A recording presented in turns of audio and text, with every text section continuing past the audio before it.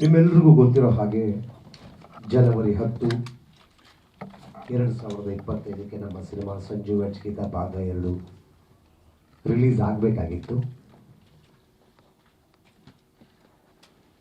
Release ಆಗಲಿಲ್ಲ. ಅದಕ್ಕೆ ಒಂದೇ ಒಂದು ಕಾರಣ, ನೇರವಾಗಿ ನಮಗೆ ಹೈದರಾಬಾದಿನ ಸಿಟಿ ಸಿವಿಲ್ ಕೋರ್ಟಿಂದ ಬಂದ ತಡೆಯಾಜ್ಞೆ.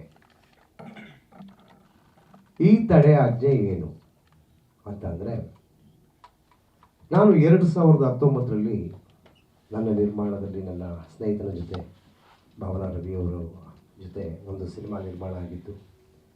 ತೆಲುಗು ಭಾಷೆಯಲ್ಲಿ ತಮನ್ನಾ ಮತ್ತು ಸತ್ಯದೇವ್ ಆ್ಯಕ್ಟ್ ಮಾಡಿದ ಒಂದು ಸಿನಿಮಾ, ಗುರುತುಂದ ಸೀತಾಕಾಲಂ ಅಂತ. ಅದಕ್ಕೆ ನಮಗೆ ಇನ್ನೊಬ್ಬರು ಪಾರ್ಟ್ನರ್ ಇದ್ದರು, ಪ್ರೊಡ್ಯೂಸರ್ ಅವರು ಅಲ್ಲಾದ ವ್ಯವಹಾರದ ವಹಿವಾಟಿನ ವಿಚಾರದಲ್ಲಿ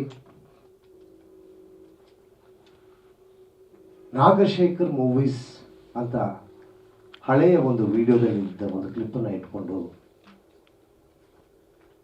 ಈ ಸಿನಿಮಾಗೆ ತಡೆಯಾಜ್ಞೆ ತಂದರು. ಈ ಮೂಲಕ ನೇರವಾಗಿ ನಾನು ಕ್ಲಾರಿಫೈ ಮಾಡೋ ವಿಚಾರ ಏನು ಅಂದರೆ, ಈ ಸಿನಿಮಾ ಸಂಜು ವೆಚ್ಗೀತ ಭಾಗ 2ರಲ್ಲಿ ನಾನೊಬ್ಬ clear cut and pure story, screenplay, dialogue ಎಡಿಟೈಲ್ ಆಗಿದ್ದಾರೆ. ಡೈರೆಕ್ಷನ್ ಮಾತ್ರ ನಂದು. ಇದು ಬಿಟ್ಟು ಈ ಸಿನಿಮಾದ ಬೇರೆ ಯಾವುದೇ ವ್ಯವಹಾರಕ್ಕೂ ನನಗೂ ಸಂಬಂಧ ಇಲ್ಲ. ಸಂಬಂಧ ಇದೆ ಅನ್ನೋದನ್ನು ಕಲ್ಪಿಸ್ಕೊಂಡು ಅವರು ತಡೆಯಾಜ್ಞೆ ತಂದರು. ಆದರೆ ನ್ಯಾಯಾಲಯ ಈ ಸಿನಿಮಾ ಸಂಪೂರ್ಣವಾಗಿ ಛಲವಾದಿ ಕುಮಾರ್ ಅವರ ನಿರ್ಮಾಣದಲ್ಲಿ ಆಗಿರುವಂಥ ಸಿನಿಮಾ, ಪವಿತ್ರ ಇಂಟರ್ನ್ಯಾಷನಲ್ ಮೂವಿ ಮೇಕರ್ಸ್ ಅನ್ನೋ ಬ್ಯಾನರ್ ಅಡಿಯಲ್ಲಿ ಆಗಿರುವಂಥ ಸಿನಿಮಾ ಅನ್ನೋದನ್ನು ಕನ್ಸಿಡರ್ ಮಾಡಿ ಆ ತಡೆಯಾಜ್ಞೆಯನ್ನು ನಿನ್ನೆ ಸಂಜೆ ಅದು ತೆರವುಗೊಳಿಸಿ ಈ ಸಿನಿಮಾದ ರಿಲೀಸಿಗೆ ಕಾನೂನಾತ್ಮಕ ನಿರ್ಬಂಧಗಳನ್ನು ತಿರಸ್ಕರಿಸಿ ಸಿನಿಮಾ ಬಿಡುಗಡೆಗೆ ಅಪ್ಪಣೆ ನೀಡಿದೆ. ಆ ಅಪ್ಪಣೆಯ ಕಾಪಿಯನ್ನು ನಾವು ತಂದಿದ್ದೇವೆ. ನಿಮ್ಮೆಲ್ಲರಿಗೂ ಇದನ್ನು ನೀಡ್ತೀವಿ. ಸೊ ಈ ಮೂಲಕ very clearly I am announcing, ಯಾವುದೇ ಥರದ ತಡೆಯಾಜ್ಞೆಗಳು ಈ ಸಿನಿಮಾ ಮೇಲೆ ಇಲ್ಲ.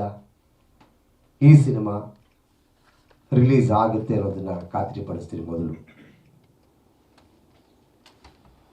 ಎರಡನೆಯದು, ಈ ಸಿನಿಮಾ ಯಾವಾಗ ಬರಬೇಕು ಅನ್ನೋದನ್ನು ಅನೌನ್ಸ್ ಮಾಡ್ತೀವಿ. ಸಿನಿಮಾದ ಬಗ್ಗೆ ಸಾಕಷ್ಟು ವಿಚಾರಗಳು ನಿಮಗೆ ಗೊತ್ತು. ಸಿನಿಮಾದ ಬಗ್ಗೆ, ಸಿನಿಮಾದ ಹಾಡುಗಳ ಬಗ್ಗೆ, ಅದರ ಮೆಚ್ಚುಗೆಯ ಬಗ್ಗೆ ನಿಮಗೆಲ್ಲರಿಗೂ ಗೊತ್ತಿರೋ ವಿಷಯ. ಹಾಗಾಗಿ ಅದನ್ನು ಹೆಚ್ಚು ಮೆಲುಕು ಹಾಕದೆ, ಅದರ ಬಗ್ಗೆ ರಿಪೀಟೇಟಿವ್ ಆಗಿ ಮಾತಾಡದೆ, let us come back to the point and let us discuss the short points and will go ahead. ಮೊದಲನೇದಾಗಿ, ಕೆಲವು ವಿಷಯಗಳು ತುಂಬ ತುರ್ತಾಗಿ ನಡೆದು ಬಿಡ್ತವೆ, ಆಕಸ್ಮಿಕವಾಗಿ ನಡೆಯುತ್ತವೆ, ಕೆಲವು ಉದ್ದೇಶಪೂರ್ವಕವಾಗಿ ಕೂಡ ನಡೆಯುತ್ತವೆ. ನಾವು ಹಿಂದೆ ನಡೆದಂಥ ಒಂದು ಪ್ರೆಸ್ ಮೀಟ್ನಲ್ಲಿ ತುಂಬ ಗಟ್ಟಿಯಾಗಿ ನಾನು, ನಿರ್ಮಾಪಕರಾದಂಥ ಛಲವಾದಿ ಕುಮಾರ್ ಅವರು, ಶ್ರೀನಗರ ಕಿಟ್ಟಿಯವರು, ನಾಗಶೇಖರ್ ಅವರು ಒಂದು ಮಾತಾಡಿದ್ವಿ. ಏನಂದರೆ, 2-3 ತೆಲುಗು ಸಿನಿಮಾಗಳು ಜನವರಿ 10 ನಂತರ ರಿಲೀಸ್ ಆಗ್ತಾ ಇದೆ. ಕನ್ನಡದಲ್ಲಿ ಒಂದು, ಎಲ್ರಿಗೂ ಗೊತ್ತಿದೆ, ಇದನ್ನೇನು ರಹಸ್ಯ ಏನಲ್ಲ, ಕನ್ನಡದ ಸಿನಿಮಾಗಳಿಗೆ ಥಿಯೇಟರ್ಗಳ ಸಮಸ್ಯೆ ಅನ್ನೋದು, ಚೇಂಬರಲ್ಲಿ ಹೊಡೆದಾಟ ಮಾಡೋದು ಮೊದಲಿನಿಂದನೂ, ಇದು ಆದಿ ಕಾಲದಿಂದನೂ ನಮಗೊಂಥರ ರೂಢಿಗತ ಆಗೋಗಿದೆ. ಇದನ್ನು ಫೈಟ್ ಮಾಡ್ತಾನೆ ಬರ್ತಾ ಇದ್ದೀವಿ. ಆದರೂ ಕೂಡ ಇದು ಅಪ್ಪಟ ಕನ್ನಡದ ಒಂದು ಸಿನಿಮಾಗೆ ನಾವೆಲ್ಲರೂ ಕನ್ನಡಿಗರು ಸೇರಿ ಒಂದು ಥಿಯೇಟರ್ಗಳನ್ನು ತಗೊಳ್ತೀವಿ, ಚಿತ್ರರಂಗ ಬಿಡೋದಿಲ್ಲ, ಏನೇ ಮಾಫಿಯಾ ಬಂದರೂ ಬಿಡಲ್ಲ ಅಂದಾಗ, ಕೆಲವು ಕಾಣದ ಕೈಗಳು ತೆಲುಗು ಮತ್ತು ಕರ್ನಾಟಕಕ್ಕೆ ಓಡಾಡುವಂಥ ಕೈಗಳಿಗೆ ಥಿಯೇಟರ್ಗಳು ಬೇಕಾಗಿತ್ತು. ಅವ್ರದ್ದೇನೋ ಹಣಕಾಸಿನ, ಈ ಕಾಣದ ಕೈಗಳ ಬಗ್ಗೆ ಸಿನಿಮಾ ರಿಲೀಸ್ ಆದ ನಂತರ ಖಂಡಿತವಾಗ್ಲೂ ಅದರ ಹೆಸರನ್ನು ಹೇಳ್ತೀವಿ. ಅದಕ್ಕೆ ಧನ್ಯವಾದ ಕಾಣದ ಕೈಗಳಿಗೆ, ಯಾಕೆಂದರೆ ಅವ್ರು ನಮಗಿನ್ನೂ ಒಳ್ಳೆಯದನ್ನೇ ಮಾಡಿದ್ದಾರೆ. ಛಲವಾದಿ ಕುಮಾರ್ ಅವ್ರಿಗೂ ಗುರುತುಂದ ಸೀತಾಕಾಲಂಗೂ ಸಂಬಂಧವೇ ಇಲ್ಲದಂಥ ವಿಚಾರದಲ್ಲಿ ಅಲ್ಲಿ ಒಂದು ವಾರ ಸಂಕ್ರಾಂತಿ ಕಾಲದಲ್ಲಿ ಕೋರ್ಟ್ಗಳು, ನ್ಯಾಯದ ಕಲಾಪಗಳು ನಿಮ್ಗೆಲ್ಲರಿಗೂ ಗೊತ್ತು, ಆಂಧ್ರದಲ್ಲಿ ನಡೆಯಲ್ಲ. ರಜಾ ಇರುವಂಥ ಸಂದರ್ಭದಲ್ಲಿ ಆ 6 ದಿನಗಳನ್ನು ಬಳಸ್ಕೊಂಡು ತುಂಬ ವ್ಯವಸ್ಥಿತವಾದಂಥ ಒಂದು ಸಂಚನ್ನು ಮಾಡಿ ಒಂದು ಸಿನಿಮಾನ ತಡೆಯಾಜ್ಞೆ ತಂದು ನಿಲ್ಲಿಸುವಂಥ ಕೆಲಸ ಮಾಡಿದ್ರು. ನಾನು ಗುರ್ತುಂದ ಶೀತಕಾಲಂ ಕಾಲಘಟ್ಟದಿಂದನೂ ನಾಗಶೇಖರ್ ಅವ್ರ ಜೊತೆ ಒಡನಾಟ ಇಟ್ಕೊಂಡಿದ್ದೀನಿ, ಓಡಾಡ್ತಾ ಇದ್ದೀವಿ. ಅದರ ಪಬ್ಲಿಸಿಟಿಗೆ ಹೋಗಿದ್ದೆ, ಅದರ ರಿಲೀಸ್ಗೆ ಹೋಗಿದ್ದೆ, ಅದರ ಕೊನೆ ಹಂತದ ಚಿತ್ರೀಕರಣದಲ್ಲಿ ಪಾಲ್ಗೊಂಡಿದ್ದೆ. ಅದೇ ನಿರ್ಮಾಪಕರು ನಮ್ಗಳ ಎದುರುಗಡೆ ಹೇಳಿದ್ರು, ಈ ಸಿನಿಮಾ ಲಾಭ ಆಗಲಿ ನಷ್ಟ ಆದರೂ ಏನೇ ಆದರೂ ನಮಗೆ ಇನ್ನೊಂದು ಸಿನಿಮಾ ಮಾಡಿಕೊಡಬೇಕು ಅನ್ನೋದಷ್ಟೇ ನಾಗಶೇಖರ್ ಮತ್ತು ಅವರ ನಡುವೆ ಇದ್ದಂಥ ಒಂದು ಅಲಿಖಿತ ಮತ್ತು ಇನ್ನೊಂದು ಲಿಖಿತ ಒಪ್ಪಂದ ಇತ್ತು. ಇದರಲ್ಲಿ ಶ್ರೀನಗರ ಕಿಟ್ಟಿ ಅವರ ಮಹಾನದಿ ಕ್ರಿಯೇಷನ್ಸ್ ಎಲ್ಲಿಂದ ಬಂದುಬಿಡುತ್ತೆ, ಛಲವಾದಿ ಕುಮಾರ್ ಅವರ ಪವಿತ್ರ ಇಂಟರ್ನ್ಯಾಷನಲ್ ಎಲ್ಲಿಂದ ಬಂದುಬಿಡುತ್ತೆ. ಸೊ ಈ ಥರದ್ದು ಪ್ರಯತ್ನಗಳನ್ನು ಅವರು ಮಾಡ್ತಾನೆ ಇರ್ತಾರೆ, ನಾವು ಗೆಲ್ತಾನೆ ಇರಬೇಕಾಗತ್ತೆ. ಎಲ್ಲಿ ತನಕ ಇದೊಂದು ಆರ್ಬಿಟ್ರಿ ಕಮಿಟಿ ಇದೆ, ಚೇಂಬರ್ ಇದೆ, ಮತ್ತೊಬ್ಬರಿದ್ದಾರೆ, ಅವರೆಲ್ಲರೂ ಕೂಡ ಒಂದು ಸಾಲಿಡ್ ಆದಂಥ ಒಂದು ಗಟ್ಟಿಯಾದ ಕನ್ನಡಕ್ಕೆ ಇಷ್ಟು ಪರ್ಸೆಂಟೇಜ್ ಥಿಯೇಟರ್ಗಳನ್ನು ಬಿಟ್ಟು ಕೊಡಲೇಬೇಕು, ಆ ರನ್ನನ್ನು ತೆಗಿಬಾರ್ದು ಅನ್ನುವ ಹೊಸ ಸಿನಿಮಾಗಳಿಗೆ ಏನು ಮಾಡಬೇಕು ಅನ್ನೋ ಒಂದು ಒಂದು ಒಂದು ಒಂದು ಒಂದು ಪರಿಷ್ಕೃತ ಕಾನೂನನ್ನು ತರದೇ ಹೋದರೆ ಈ ಥರ ಸಮಸ್ಯೆಗಳನ್ನು ಚಿತ್ರರಂಗದಲ್ಲಿ ನೀವು ಪ್ರತಿ ವಾರ ರಿಲೀಸಿಗೆ ನೋಡ್ತಾ ಇರ್ತೀರಾ. ಇದನ್ನು ಫೇಸ್ ಮಾಡ್ತಾನೆ ಇರಬೇಕಾಗತ್ತೆ. ನಾವು ಇನ್ನೊಂದಷ್ಟು ಜನರ ಹತ್ರಕ್ಕೆ, ಇನ್ನೊಂದಷ್ಟು ಗಟ್ಟಿಯಾಗಿ ಜನರ ಹತ್ರಕ್ಕೆ ಹೋಗೋದಕ್ಕೆ ಇದು ಸಹಾಯ ಆಯಿತು ಅಂತಾನೆ ಹೇಳ್ಬೋದು. ಯಾಕೆಂದರೆ ಯಾವುದೇ ಕಲ್ಲು ಹೆಸರು ಅದನ್ನು ಹಿಡ್ಕೊಂಡು ಮನೆ ಕಟ್ಟುವಂಥ ಮತ್ತು ವಿಗ್ರಹಗಳನ್ನು ಕೆತ್ತಿ ಪ್ರತಿಷ್ಠಾಪನೆ ಮಾಡಿ ದೇವರು ಮಾಡುವಂಥ ರೂಢಿ ನಮಗೆಲ್ಲರಿಗೂ ಆಲ್ರೆಡಿ ಇದೆ. ಅದಕ್ಕೆಲ್ಲ ಹೆದರದಿರಲಿಲ್ಲ. ಬಟ್ ನಮಗೊಂದು ಟಿಪ್ ಇತ್ತು, ಅಥವಾ ಅದಕ್ಕೇನಂತಾರೆ ಒಂದು ಸೂಚನೆ ಇತ್ತು, ಈ ಥರದ್ದೇನೋ ಒಂದು ನಾವು ಯಾವಾಗ ಥಿಯೇಟರ್ ಸೆಟಪ್ಗಳ ಬಗ್ಗೆ ಮಾತಾಡ್ತೀವಿ, ಗಟ್ಟಿಯಾಗಿ ಧ್ವನಿ ಎತ್ತೀವಿ, ಈ ಡಿಸ್ಟ್ರಿಕ್ಟ್ ಸೆಂಟರ್ಗಳಲ್ಲಿ ಇದೇ ಥರದ ಥಿಯೇಟರ್ ಬೇಕು, ಗಡಿನಾಡ ಭಾಗದಲ್ಲಿ ಹೀಗೆ ಮಾಡ್ತೀವಿ, ಹೈದರಾಬಾದ್ ಕರ್ನಾಟಕ ಹೀಗೆ ಮಾಡ್ತೀವಿ, ಮುಂಬೈ ಕರ್ನಾಟಕ ಹೀಗೆ ಮಾಡ್ತೀವಿ ಅಂದಾಗ ಅದೊಂದು ಸೂಚನೆ ಇತ್ತು. ಆದರೆ ಅದು ಇಷ್ಟು ಸಬಲವಾಗಿ ಮಾಡ್ತಾರೆ ಅಂತ ಅನ್ಕೊಂಡಿರಲಿಲ್ಲ. ನ್ಯಾಯಾಲಯಕ್ಕೆ ವಿಶೇಷವಾದಂಥ ಕೃತಜ್ಞತೆಗಳನ್ನು ಇಲ್ಲಿ ಹೇಳಬೇಕು. ದೇಶದ ಕಾನೂನು ಸರಿಯಾದವರ ಪರ ಇರುತ್ತೆ ಅನ್ನೋದಕ್ಕೆ ಇದು ಮತ್ತೊಂದು ಉದಾಹರಣೆ. ಸಂವಿಧಾನಕ್ಕೆ ನಾವು ಗೌರವಿಸ್ತಾ ಈಗ ತಾರೀಖನ್ನು ಮುಂದೆ ಯಾವಾಗ ಬರುತ್ತೆ ಅನ್ನೋದನ್ನು ನಿರ್ಮಾಪಕರು ಹೇಳ್ತಾರೆ, ಈ ಕೋರ್ಟ್ ಪ್ರೊಸೀಜರ್ ಏನಾಯಿತು ಅಂತ ಹೇಳ್ತಾರೆ. ಇದು ಇನ್ನೊಂದಷ್ಟು ಪ್ರಚಾರ ಮಾಡೋದಕ್ಕೆ, ಕೆಲಸ ಮಾಡೋದಕ್ಕೆ, ಗಟ್ಟಿಯಾದ ಥಿಯೇಟರ್ ಸೆಟಪ್ಗಳನ್ನು ಮಾಡೋದಕ್ಕೆ ಅನುಕೂಲ ಆಗುತ್ತೆ. ನಮಸ್ಕಾರ. 10ಕ್ಕೆ ಬಿಡುಗಡೆ ಆಗಬೇಕಿತ್ತು ಸಿನಿಮಾ. ಕಾರಣ ಹೇಳಿದ್ರು ಗೆಳೆಯ, ಅದರದ್ದು ಸ್ಟೇ ವೆಕೇಟ್ ಆಗಿರೋ ಆರ್ಡರ್ಸ್ ತೊಗೊಂಬಂದಿದ್ದಾರೆ. ಆ ಪ್ರೋಸೆಸ್ ಹೇಗಾಯಿತು, ಎಷ್ಟು ಕಷ್ಟಗಳಾಯಿತು, ಎಷ್ಟು ತೊಂದರೆಗಳಾಯಿತು, ಅವತ್ತು ಇಲ್ಲೇ ಬಂದು ಪ್ರೆಸ್ ಮೀಟ್ ಮಾಡಿದ್ವಿ. ಅವತ್ತು ತುಂಬ ಅರ್ಜೆಂಟಲ್ಲಿದ್ವಿ, ಟೆನ್ಷನ್ ಇತ್ತು. ಯಾಕಂದ್ರೆ ಅಲ್ಲಿಂದ ಇಂಜೆಕ್ಷನ್ ಬಂದುಬಿಟ್ಟಿತ್ತು, ಹೊರಡಿದ್ವಿ. ಪಾಪ ಕುಮಾರ್ ಬೆಳಿಗ್ಗೆನೇ 6 ಗಂಟೆಗೆ ಇಲ್ಲಿಂದ ಹೊರಟು ಆ ಪ್ರೋಸೆಸ್ ಎಲ್ಲ ಮುಗಿಸಿ ಒಂದಿನ ಅಲ್ಲೇ ಉಳ್ಕೊಂಡು ಸರಿ ಮಾಡ್ಕೊಂಬಂದಿದ್ದಾರೆ. ತೊಂದರೆ ಆಗಿದ್ದು ನಾಗಶೇಖರ್ ಹೇಳಿದ್ರು, ಅವರ ಗುರ್ತುಂದ ಶೀತಕಾಲಂ ಸಿನಿಮಾದಲ್ಲಿ ಅಲ್ಲೊಂದೇನೋ ಫಿನಾನ್ಷಿಯಲ್ ಮ್ಯಾಟ್ರಲ್ಲಿ ಅದೇನು ಇವರು ಯಾವ ಪೇಪರ್ ಮೇಲೆ ಸೈನ್ ಮಾಡಿ ಬಂದಿದ್ರು, ಅದರಲ್ಲಿ ಅವ್ರು ಏನು ಬರ್ಕೊಂಡ್ರೋ ಗೊತ್ತಿಲ್ಲ. ಆ ಸಮಸ್ಯೆಯಾಗಿ ಅಲ್ಲಿ ಸ್ಟೇ ಬಂದಿತ್ತು, ಅದು ವೆಕೇಟ್ ಆಯಿತು. ಈಗ ಇನ್ನೇನು ಸಿನಿಮಾ ಬಿಡುಗಡೆಗೆ ಹತ್ತಿರ ಬಂದುಬಿಟ್ಟಿದ್ದೀವಿ. 10ನೇ ತಾರೀಕಿಗೆ ಮಾಡಬೇಕಿತ್ತು. ಕಾರಣ ಏನು ಅಂತ ಗೊತ್ತಾಯಿತು. ದಯಮಾಡಿ ಈ ಪ್ರಾಮಾಣಿಕ ಪ್ರಯತ್ನವನ್ನು ಜನರಿಗೆ ತಲುಪಿಸುವಂಥ ಕೆಲಸ ನಿಮ್ಮಿಂದ ಆಗಬೇಕು ಅಂತ ಕೇಳ್ಕೊಳ್ತೀನಿ. ಚೇತನ್, ರೆಗ್ಯುಲರಾಗಿ ಪ್ರೆಸ್ಬಿಟ್ಟಿಗೆ ಬಾಪ, ತಡವಾಗಿ ಬಂದಿಲ್ಲ, ಸಾರಿ ಕೇಳಲ್ವಾ? ಹಾಂ, ಥ್ಯಾಂಕ್ ಯು ವೆರಿ ಮಚ್. ಇದರ ಉದ್ದೇಶ ರೆಡ್ಡಿ ಸರ್, ಇದರ ಉದ್ದೇಶ, ಈ ಪ್ರೆಸ್ ಮೀಟ್ ಉದ್ದೇಶ ಇಷ್ಟೇ. ಯಾರು ಏನೋ ಬೇರೆ ಬೇರೆ ಮಾತಾಡ್ತಾರೆ, ಅದು ಯಾವುದೂ ಅಲ್ಲ, ಸತ್ಯ ಇದು. ಬಿಡುಗಡೆ ದಿನಾಂಕನ ಈಗ ನಿರ್ಮಾಪಕರು ಹೇಳ್ತಾರೆ. ಈ ಪ್ರೋಸೆಸ್ ಹೆಂಗಾಯಿತು, ಅವ್ರಿಗೆ ಎಷ್ಟು ಕಷ್ಟ ಆಯಿತು ಅಂತಲೂ ಅವ್ರ ಬಾಯಿ ನನಗೆ ಕೇಳಿ. Thank you. ಏನಾಗಿದೆ, ಸಂಜೀವ್ ಒಡ್ಸ್ಗಿದ್ದ ಸಿನಿಮಾ ಯಾವಾಗ ಅದ್ದೂರಿಯಾಗಿ ಬಂದಿದೆ ಅಂತ ಜನಗಳ ಬಾಯಲ್ಲಿ ವಿಚಾರ ಬರಲಿಕ್ಕೆ ಶುರುವಾಯಿತು. ಜೊತೆಗೆ ಅಮೆರಿಕಾದಲ್ಲಿ ಅಂತ ದೊಡ್ಡ ಕಂಟ್ರಿಲಿ ಕನ್ನಡ ಸಿನಿಮಾಗಳು 1-2 ಸ್ಕ್ರೀನಿಂಗ್ ಮಾಡದೇ ಇರೋಂಥದ್ರಲ್ಲಿ 30 ಸ್ಕ್ರೀನಿಂಗ್ ಕೊಟ್ಟರು. ಈ ಸಿನಿಮಾದನ್ನು ಲಾಕ್ ಮಾಡಿದ ಪ್ರೊಡ್ಯೂಸರ್ನ ನನ್ನ ದುಡ್ಡು ಸೆಟ್ಲ್ ಆಗುತ್ತೆ. ನಾನು ಏನೂ ತಪ್ಪೇ ಮಾಡಿದರೆ ನಾನು ಏನಕ್ಕೆ ಅದನ್ನು ಜವಾಬ್ದಾರಿ ತೊಗೋಬೇಕು? ಇರಲಿ, ಒಂದಿನ ಹೋದಾಗ 12 ಗಂಟೆಗೆ ಜಡ್ಜ್ ಹತ್ರ ಅಪೇರಾದೆ. ಆದಮೇಲೆ ಆಫ್ಟರ್ ಲಂಚ್ ಅವರು ತೊಗೊಳ್ತೀನಿ, ಯಾವ ಕೇಸು ತೊಗೊಳ್ಳೋದು ನಿಂದೆ ತೊಗೊಳ್ತೀನಿ, ತೀರ್ಮಾನ ಮಾಡ್ತೀನಿ ಅಂತ ಜಡ್ಜ್ ಕೇಳ್ಕೊಂಡ್ರು ಈ ರೀತಿ ಇದೆ ಅಂತ. ವಾದ ವಿವಾದ ಆಯಿತು. ಆಪೋಸಿಟಲ್ಲಿ ಅವರು ಬಗ್ಲಿಲ್ಲ. ನನಗೆ 4 ಕೋಟಿ ದುಡ್ಡು ಬರಬೇಕು, ಅದು ನೀವು ಗ್ಯಾರಂಟಿ ಕೊಡಿ ಅಂತ. ನಾನೇನು ಕೊಡಬೇಕು ಅಂತ ನನ್ನ ವಾದ.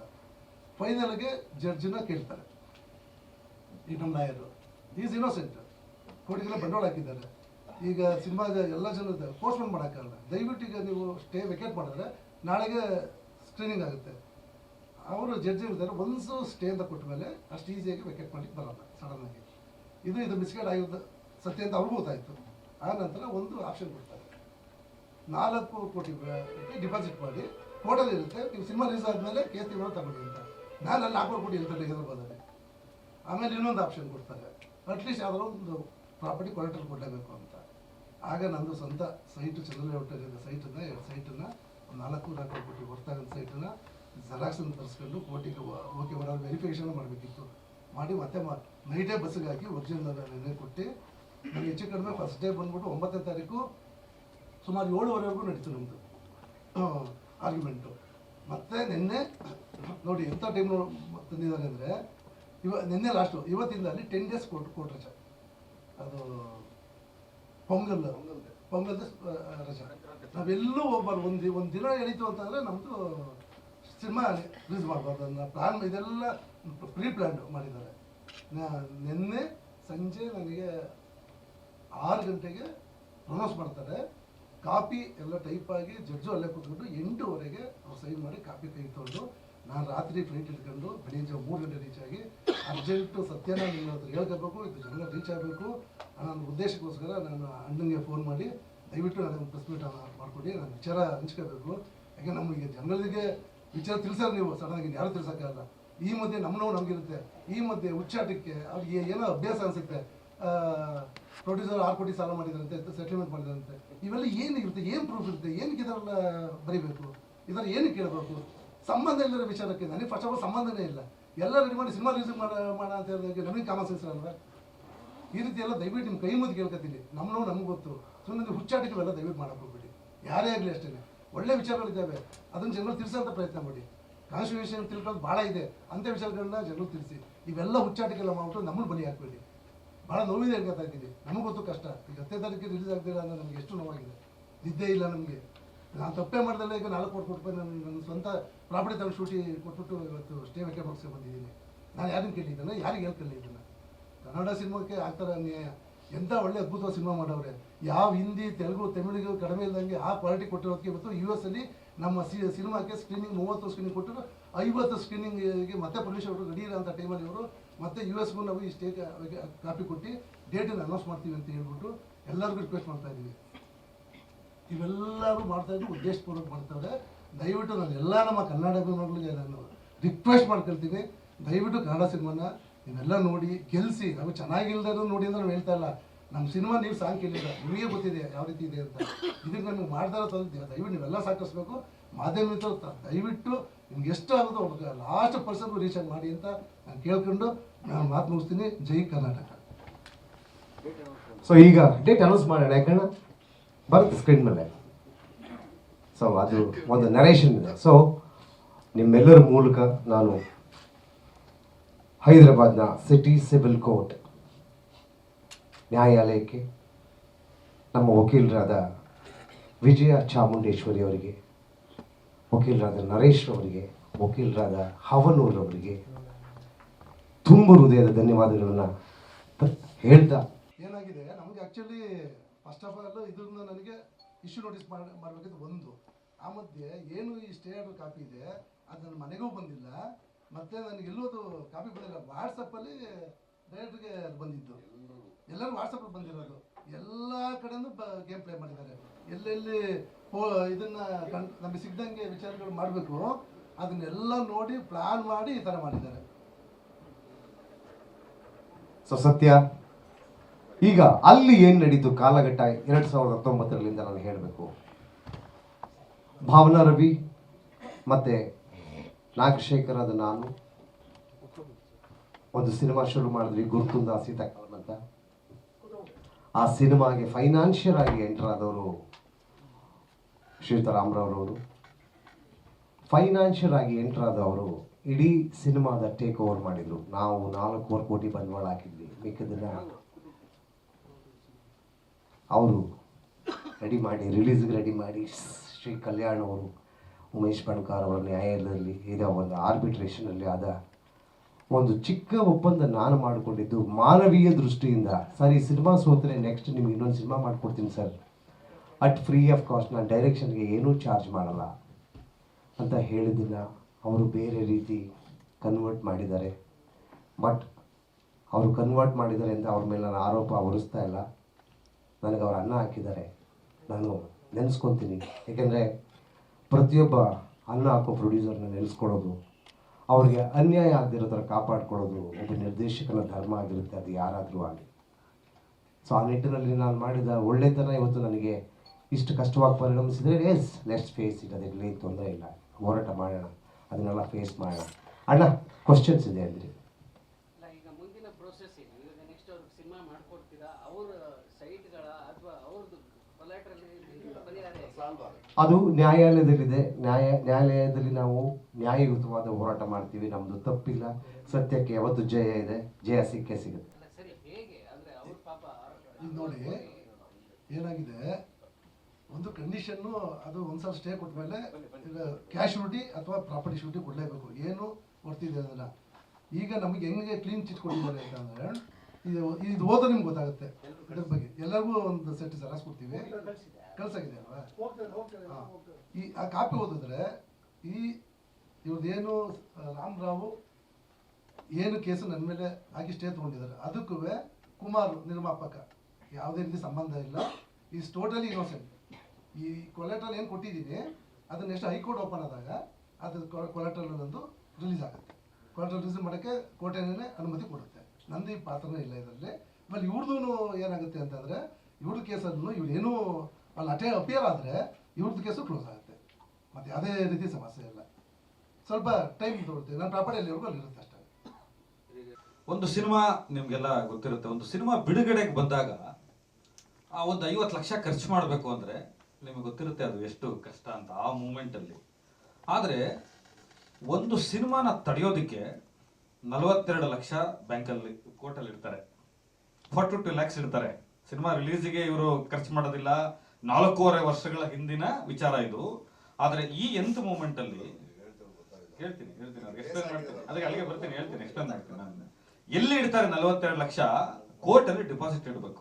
ನೀವು ಯಾವುದೇ ಒಂದು ಸಿನಿಮಾನ ಸ್ಟೇ ತರಬೇಕು, ಇನ್ನೊಬ್ಬರ ಮೇಲೆ ಡೆಫರ್ಮೇಷನ್ ಆಗಬೇಕು, ಯಾವುದೇ ಸ್ಟೇ ಮಾಡಬೇಕು ಅಂದ್ರೆ ಅಲ್ಲಿ ದುಡ್ಡು ಕಟ್ಟಬೇಕು, ರಿಕವರಿ ಸುಟ್ ಹಾಕಬೇಕು.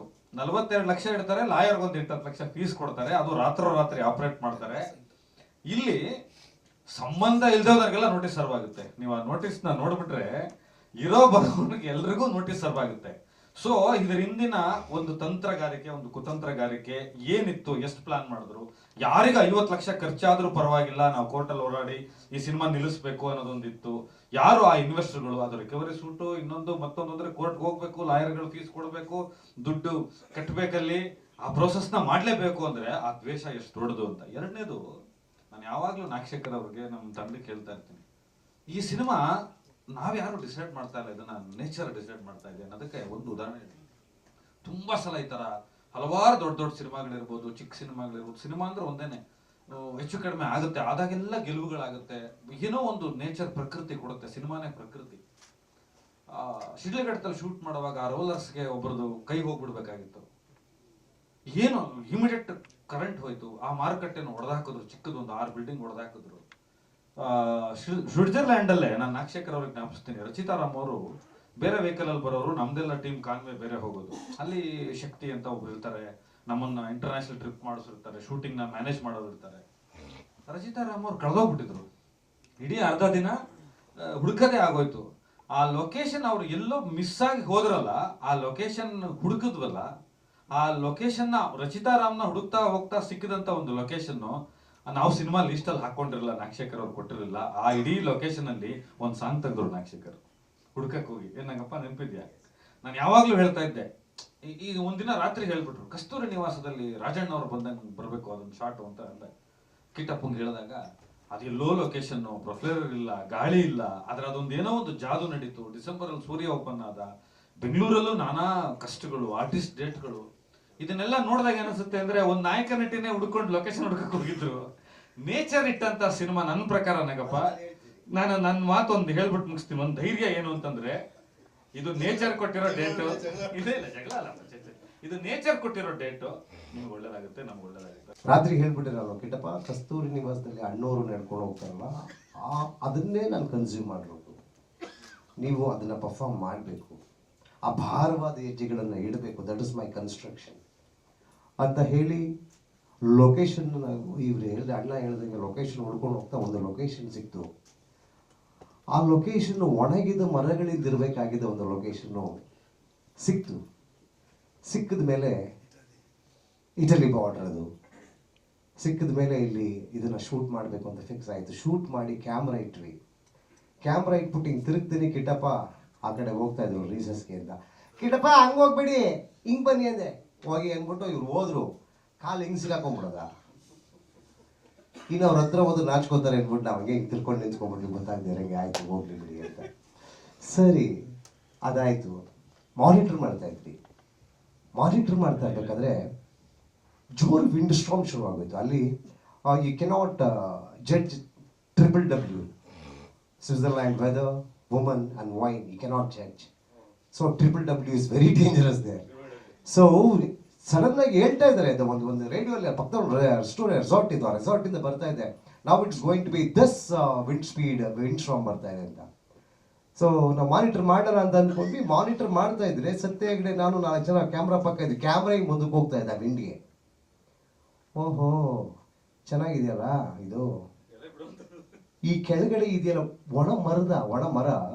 ಒಣ ಮರದಿಂದ ಉದುರಿರೋ ಎಲೆಗಳು ಕೆಳಗಿತ್ತು. ಈ ಸೀಕ್ವೆನ್ಸ್ಗೆ ಎಲೆಗಳು ಅದು ಚೆನ್ನಾಗಿರುತ್ತೆ ಇದ್ರು ಅಂತಂದೆ. ಒಂದ್ಸರಿ ಟೆಸ್ಟ್ ಮಾಡೋಣ ಏರಿಯಾ ಬಿಟ್ಟು ಆ ವಿಂಡಿಗೆ ಹಂಗೆ ಬಿಟ್ಟ ತಕ್ಷಣ ಬ್ಯೂಟಿಫುಲ್ ಆಗಿ ಹೋಗ್ತಾ ಇದೆ. ಸರಿ 10 ಜನ ಬಿಡೋಣ ಅಂತ ಡಿಸೈಡ್ ಮಾಡಿದ್ವಿ. ಏನೋ ಆ ಶಾರ್ಟಲ್ಲಿ ಬಿಟ್ಬಿಟ್ವಿ. That was a close shot, ತುಂಬ ಚೆನ್ನಾಗಿ ಬಂತು. ಸೊ ನೆಕ್ಸ್ಟ್ ವೈಡ್ ಶಾರ್ಟ್ ಇಟ್ವಿ. ಈ ವೈಡ್ ಶಾರ್ಟ್ಗೆ 10 ಪ್ರೊಫೈಲರು 100 ಜನ ಬಿಟ್ಟರು ಹಂಗೆ ಬರಲ್ಲ. ಇದು ಹೆಂಗೆ ಮ್ಯಾಚ್ ಮಾಡೋದು ಈಗ ಅಂತ ಆಮೇಲೆ ಕನ್ಫ್ಯೂಷನ್ ಶುರುವಾಯಿತು. ಸೊ ಏನೋ ಮಾಡೋಣ CG ಹಾಕ್ಬಿಡೋಣ ಅಂದ್ಕೊಂಡ್ವಿ. But the nature was so great. When you love your film will love you ಅನ್ನೋದು ಪ್ರೂವ್ ಆಯಿತು. ವೈಡ್ ಶಾರ್ಟ್ಗೆ ಇನ್ನಷ್ಟು ದೊಡ್ಡ ವಿಂಡ್ ಸ್ಟ್ರಾಮ್ ಬಂತು. ಕೆಳಗಡೆ ಇದ್ದು ಎಲೆಗಳೆಲ್ಲ ಹೋಗ್ತಾ ಇದ್ದಾವೆ ಹಂಗೆ ಸ್ಕ್ರೀನ್ ಪೂರ್ತಿ. ಏನು 24 ಲೆನ್ಸಲ್ಲಿ ಹೋಗ್ತಾ ಇದೆ. ಕಿಟ್ಟಪ್ಪ ನಡ್ಕೊಂಡು ಬರ್ತಾ ಇದ್ದಾರೆ. ನನಗೆ ಭಾರವಾದ ಹೆಜ್ಜೆ ಬೇಕಾಗಿತ್ತು, ತುಂಬ ಭಾರವಾದ ಹೆಜ್ಜೆ ಇಟ್ಕೊಂಡು ಬರ್ತಾ ಇದ್ರು. ಗೊತ್ತಾಗಿತ್ತು ನನಗೆ ಬಿದ್ದಿದ್ದು ಸರಿಯಾಗಿದೆ. ರೆಡಿ ರೋಲ್ ಕ್ಯಾಮ್ರಾ ಅಂತ ಅಲ್ಲಿ ರೋಲ್ ಮಾಡಿದ್ದು. It has come beautifully correct ಅಂದ್ಬಿಟ್ಟು ಹಿಂಗೆ ತಿರ್ಕೊಂತೀನಿ. ಇವ್ರು ಬಂದರು ಹಿಂಗೆ ಪೇಪರ್ ಹಿಡ್ಕೊಂಡು. ಏನಣ್ಣ ಅಂದರೆ ಈ ಸಿನಿಮಾಗೆ ನೀನು ಶಾರ್ಟ್ ಇಡ್ತಾ ಇಲ್ಲ, ದೇವ್ರ ಶಾರ್ಟ್ ಇಡ್ತಾ ಇದ್ದಾರೆ ಅಂತ ಅವತ್ತೇ ಹೇಳಿದರು. ಸೇಮ್ ಥಿಂಗ್ ನಡೀತಾ ಇದೆ. ಈ ಡೇಟ್ ನಾವು ಡಿಸೈಡ್ ಮಾಡಿಲ್ಲ, ದೇವರು ಡಿಸೈಡ್ ಮಾಡಿದ್ದಾರೆ. It will be a biggest date, and Sanju Vetchkita Part 2 will be an amazing film, and we are releasing on 17/1/2025. ನಿಮ್ಮೆಲ್ಲರ ಹಾರೈಕೆ ಇರಲಿ, ಆಶೀರ್ವಾದ ಇರಲಿ, ಲವ್ ಎಲ್ಲ ಕನ್ನಡಿಗರ ಪ್ರೀತಿ ಇರಲಿ. Thank you so much. Love you all. Guarantee news, ಸುದ್ದಿ ಖಚಿತ, ನ್ಯಾಯ ನಿಶ್ಚಿತ.